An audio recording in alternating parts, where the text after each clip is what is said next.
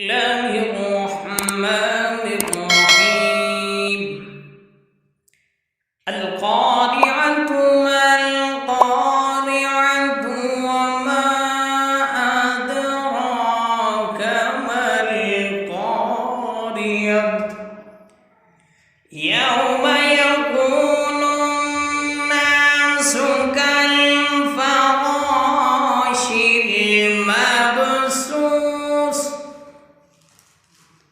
وتكون الجبال كالعهن المنفوش فأما من ثقلت موازينه فهو